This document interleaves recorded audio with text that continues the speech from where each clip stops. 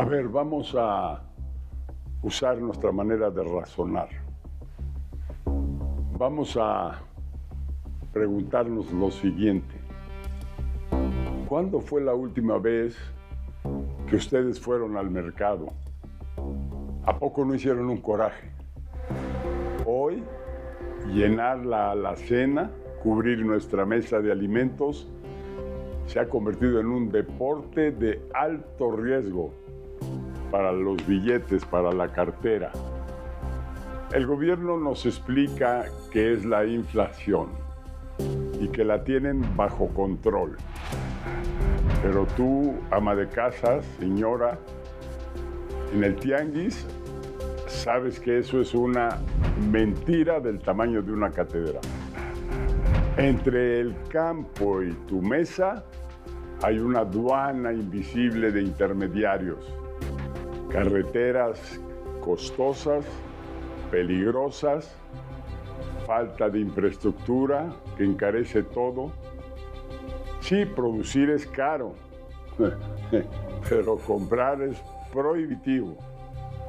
Hoy vamos a desnudar esa cadena de valor que más bien parece cadena de asaltos. Vamos a ver quién gana y quién pierde cuando el kilo de tortilla o el del aguacate se vuelve un lujo de reyes. Pónganse listos, que aquí les vamos a decir por qué tu dinero ya no rinde, ni para el café. Iniciamos.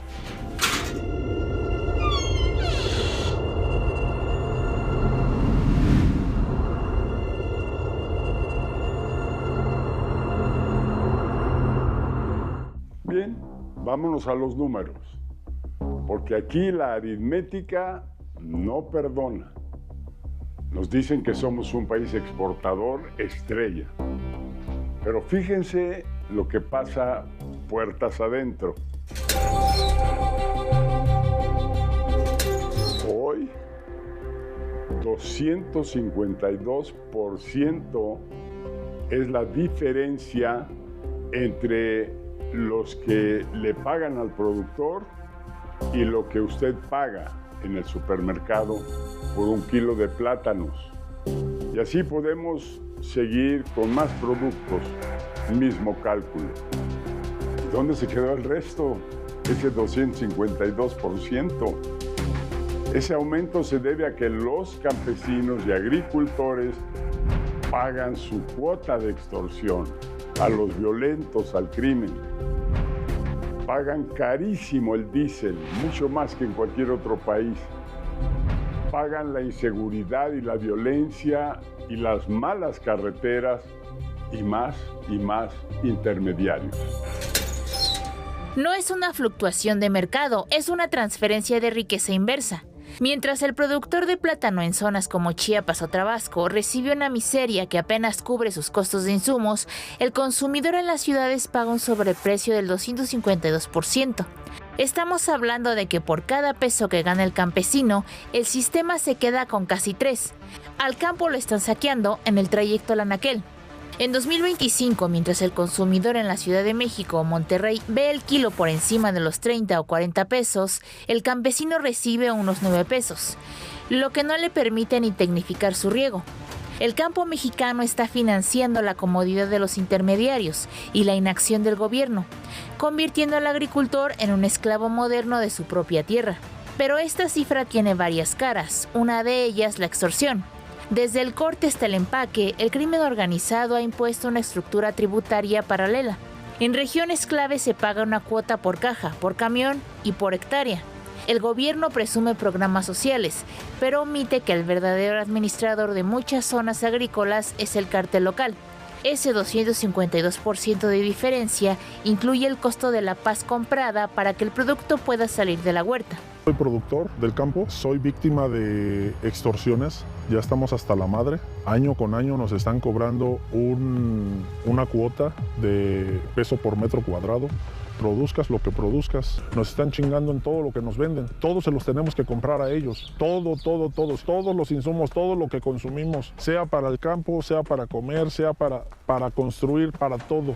Mover alimentos se ha convertido en una misión suicida. El robo a transporte de carga ha escalado a niveles históricos y el costo no lo absorbe la empresa, lo absorbe el consumidor. Las primas de seguros para transportistas se han disparado y muchas rutas solo se transitan de día o bajo riesgo. La Guardia Nacional, más ocupada en tareas administrativas o migratorias, ha dejado las arterias logísticas del país a merced de retenes criminales que encarecen cada kilo de comida. Todos tenemos miedo, yo tengo miedo, yo en este momento tengo miedo de que pues las personas que sepan quién soy y pues van a arremeter contra mí. Pero pues tenemos que hablar, tenemos que alzar la voz porque si no esto nunca se va a terminar. Piensan que todo está bonito, que todo es color de rosa. No es así. Estamos sufriendo y sufriendo mucho.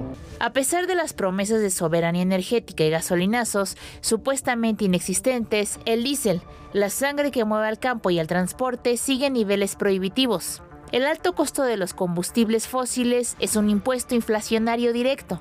En estados como Quintana Roo y Sonora, el litro ya supera los 27.19 pesos. Lo que el gobierno no dice es que por cada litro de diésel que un camionero carga, para llevar esos plátanos al súper, el estado se queda con una tajada gigante, 7.36 pesos por cada litro. Casi el 28% son impuestos puros. Otro problema es la falta de infraestructura de almacenamiento y de canales directos de comercialización, lo que permite que una red de intermediarios y grandes cadenas minoristas dicten el precio a su antojo. Ante la ausencia de una Secretaría de Agricultura fuerte que regule y protege al pequeño productor, el coyotaje florece. Según datos del sector para 2026, el coyote se queda con un margen que oscila entre el 40% y el 60% del valor final del producto. Mientras el productor recibe 9 pesos, el intermediario lo vende a las centrales de abasto o supermercados por 22 pesos, quienes a su vez lo suben a 32 pesos. El coyote gana más que el que produce, solo por tener el camión y el contacto. Al campesino no le queda de otra, o vende a los precios bajos que le proponen los coyotes en una especie de reasignación para recuperar algo de su inversión inicial, o se quedan con su mercancía. Si se la quedara como se trata de alimentos perecederos, significaría una pérdida total. El Sistema Nacional de Información e Integración de Mercados de la Secretaría de Economía registra estos precios diariamente, pero no hace nada para regularlos. El gobierno sabe que el coyote vende a 22 pesos lo que compró por 9, y con la falta de inspectores de la Profeco en las centrales de abasto, el intermediario es quien fija las reglas de juego. El incremento en la canasta básica no es estacional ni exclusivamente externo. Es el resultado de una política de omisión. Al desmantelar apoyos técnicos y presupuestos para la sanidad y la comercialización, el gobierno dejó al campo a la deriva. Mientras se celebran cifras macroeconómicas, la microeconomía del hogar se desmorona frente a un ticket del súper que no miente. Ahora les tengo una buena sorpresa. Doy la bienvenida a nuestro Consejo de Sombra al experto economista Alberto Aguilar, muy conocido de todos ustedes. Muchas gracias por acompañarnos y arrancamos con una pregunta probablemente incómoda. Al revés, presidente, un privilegio estar aquí en su programa, en este nuevo programa que está iniciando, así que es un gusto estar con usted, ¿eh? Alberto, si te parece, empezamos con una pregunta un poco incómoda. ¿Por qué el gobierno mantiene un sistema de intermediarios ineficientes? Quizá porque es más fácil controlar políticamente a los grandes distribuidores que invertir en centrales de abasto regionales, en reducir la violencia, los asaltos, en el tránsito de las mercancías a los mercados y tantos otros problemas. ¿Qué es tu observación sobre este tema? ¿Cómo pudiéramos llevar esos alimentos a mejores precios a la mesa de las familias? Sí, presidente. Bueno, pues la verdad es que ese es uno de los principales factores que mantienen la inflación elevada, sobre todo cuando hablamos de alimentos, la intermediación, que en algunos casos, aunque uno no lo pueda entender, el costo, el diferencial de, digamos, de intermediación, hay en algunos productos hasta niveles de 600%, 200%, 300%. Por ejemplo, ¿no? Aquí traigo algunos detalles, 3 ejemplos. Por ejemplo, la papa blanca el año pasado valía 7.78 pesos el kilogramo del productor. Y luego ya cuando se vendía al consumidor, ya se vendía en 57.22 pesos por kilo. O sea, un diferencial de 636%. El mango Manila, 13.65 pesos kilo productor. Y luego al consumidor 47.65, 250% de diferencial. Y luego tenemos el chile serrano, que es un producto que consumimos en casa porque hacemos las salsas, ¿no? Y bueno, la diferencia en el precio, productor 5.70, consumidor 43 pesos, diferencial 654%. Y el gran problema, uno pensaría, bueno, siquiera se beneficia el productor. No, claro que no, el productor no se beneficia porque en muchos de esos casos hay un diferencial negativo de lo que recibió el productor el año pasado contra el 2024. Los productores no ganan, el campo no gana y el intermediario es el ganón, y este es uno de los factores, presidente, como usted decía, que más inciden en el proceso inflacionario, y por eso los alimentos en enero tuvieron un incremento de 6.13%. Pero además, presidente, hay otros ejemplos, ¿no? Por ejemplo, la carne de res subió 22% en enero, anual. El tocino 13%, la leche 7.4%, el pollo 9.9%.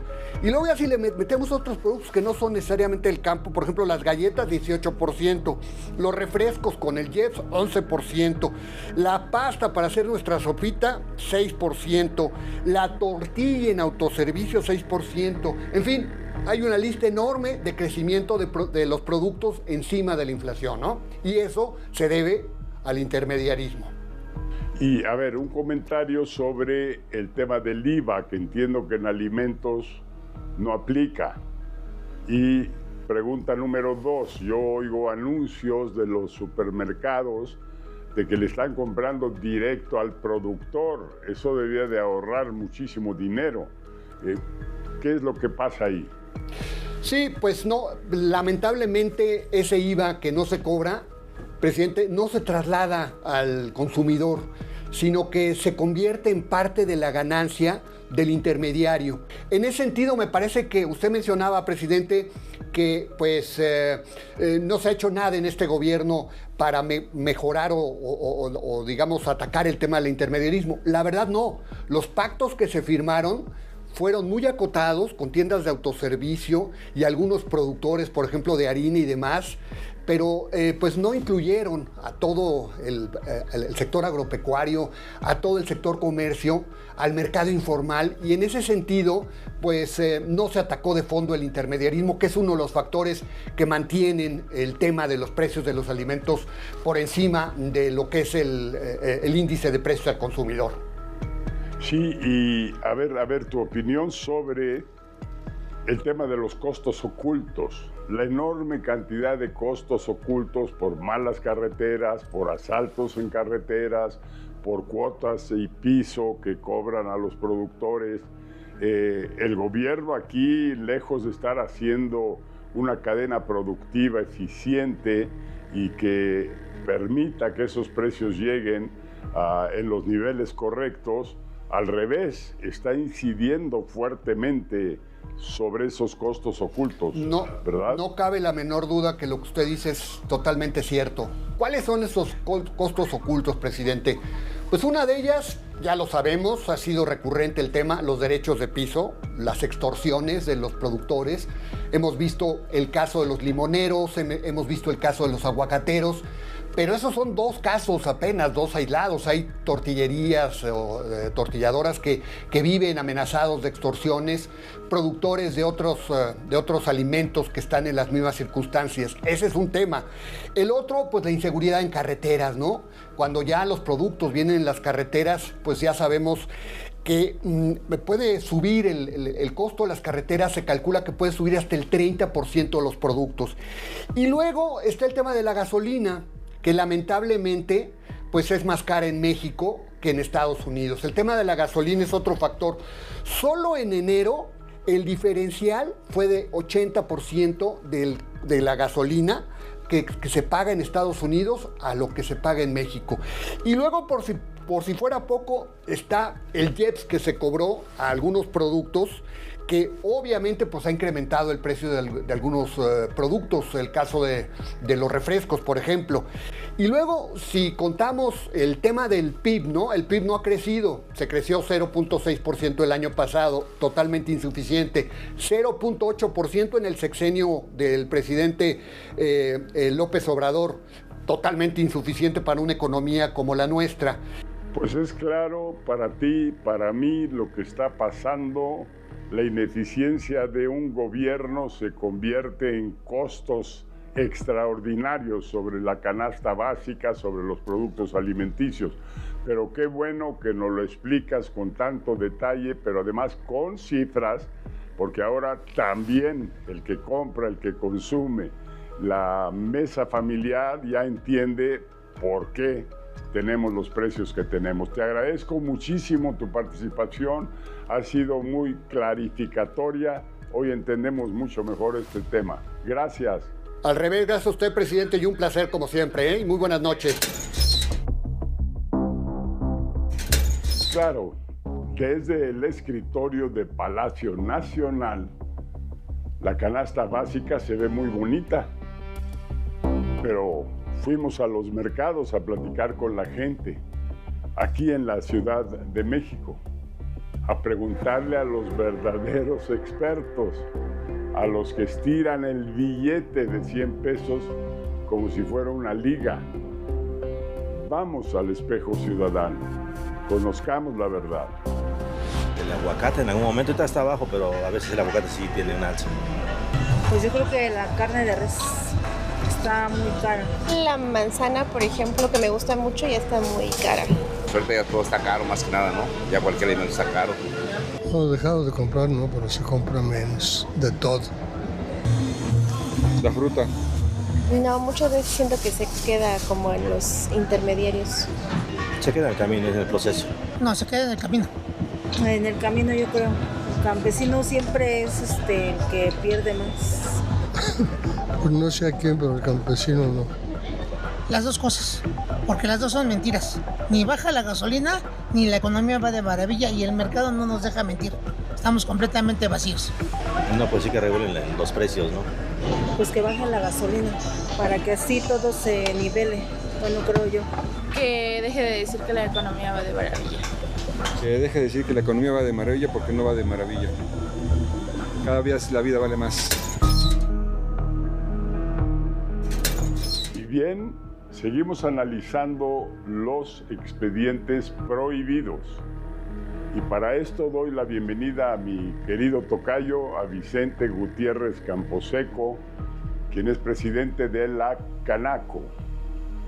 Y a ver, tocayo, hoy estamos viendo un peso súper fuerte, aunque más bien parece un dólar súper débil.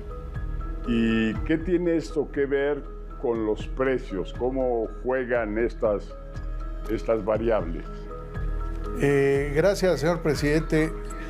Bueno, efectivamente tenemos más bien un dólar débil. Yo creo que ese es el enfoque correcto el que usted le da. Y esto tiene sus claroscuros, señor presidente. Desde luego, para las exportaciones, pues es un activo que también puede en un momento dado distorsionar los precios en el mercado exterior. Pero para las importaciones le está saliendo mucho más caro a pues todos los productores que tienen que ver con las traídas de mercancías del extranjero y en particular, por ejemplo, para el campo, en fin, fertilizantes, una serie de actividades y de productos que, bueno, pues se encarecen de manera artificial, dado que pues el tipo de cambio pues sigue siendo pues una fortaleza del peso mexicano, pero sí afecta el precio de los productos finales, señor presidente. Sí, efectivamente se convierte en muchos sentidos en un costo adicional a los ya de por sí carísimos precios que estamos viviendo en el país hoy en día, y resulta una verdadera hipoteca el poder alimentarse una familia en México hoy en día. ¿Cómo está la inflación real, la inflación de los productos básicos, la inflación de los productos generales o industriales? ¿Y cómo consideras la eficiencia de los comercios en México en general? Bueno, primero la inflación en función de la canasta básica. Hay un PASIC, en fin, esa está relativamente controlada, alrededor del 4%, tal vez en 2026 se prevea que pueda ser un poquito mayor, pero por otro lado la inflación subyacente, esa es la que tiene claroscuros, esa es la que en un momento dado, pues dependiendo de muchas circunstancias y de costos incluso ocultos, como es el del crimen organizado, ¿no? El derecho de piso, las cuotas que se piden, lo que tiene que el empresario gastar para tener seguridad en las carreteras, contratar seguros premium. Todo esto encarece, señor presidente, los productos en el mercado, cosa que no debería de estar sucediendo. Oye, tocayo, ¿cuál es el tamaño del conglomerado del comercio en México? ¿Puedes considerar cuántos detallistas hay que hacen comercio? ¿Cómo compara eso con los tianguistas que normalmente no pagan impuestos, están en la calle? ¿Cuál es el análisis de esos dos mercados, el formal y el informal? Sí, señor presidente. Bueno, a nivel nacional, por ejemplo, los detallistas, esas tienditas, ¿no?, de las colonias, de los pueblos, de los barrios, de las unidades habitacionales, hay alrededor de 1 millón de tienditas en todo el país, la que genera entre 2 y a veces 3 empleos por tiendita. Y en el caso de la Ciudad de México son alrededor de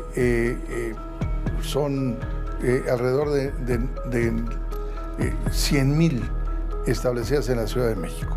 Ahora bien, este es un comercio formal, un comercio detallista, sin tomar en cuenta, desde luego, las grandes cadenas comerciales, las tiendas de autoservicio, etcétera. Yo hablo de ese pequeño gran comercio, así le llamamos en la Cámara de Comercio de la Ciudad de México. Ajá. Y es la que genera un mayor número de empleos en el país. ¿Qué nos preocupa sobremanera? Pues la economía informal, efectivamente. Independientemente del tianguista, independientemente del vendedor ambulante, lo que es muy grave, señor presidente, es el haber inundado al país de productos chinos, el contrabando, la corrupción, y que, por ejemplo, en el centro histórico de la Ciudad de México, atrás justamente de Palacio Nacional, quien quiera caminar por ahí, pues ya ve que ya hay más de 3,000 tiendas que están ofreciendo productos fundamentalmente asiáticos y chinos, que son de contrabando, que están muy ligados también a la protección del crimen organizado. Entonces, el país ya tiene una economía informal de alrededor del 52% y creciendo. Esto significa que si los 3 niveles de gobierno no ponen el foco, incluyendo a las aduanas, para combatir ese flagelo. Al rato el país va a estar creciendo la economía informal. ¿Y quién va a pagar los impuestos, señor presidente, para el Infonavit, el Seguro Social y el gasto público que debe de hacer y que debe de tener el gobierno? Yo te agradezco muchísimo que nos hayas dado esta información adicional para que la gente de a pie, como decía Carlos Castillo Peraza, se entere de cómo y por qué suceden las cosas. Pues te agradezco muchísimo esta información tan valiosa que nos das y te veo pronto otra vez, tocayo.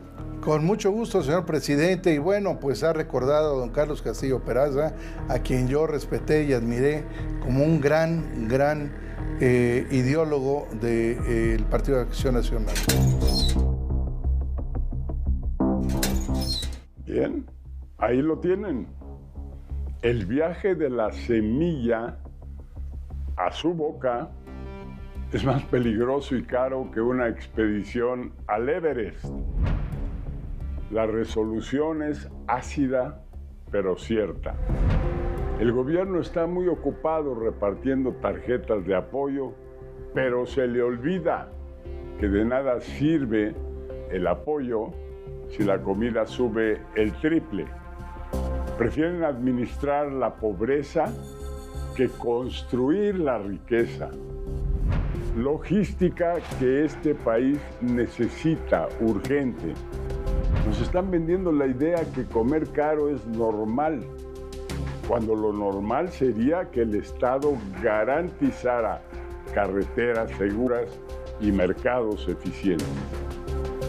Nos siguen vendiendo gato por liebre y a precio de filete, créanmelo.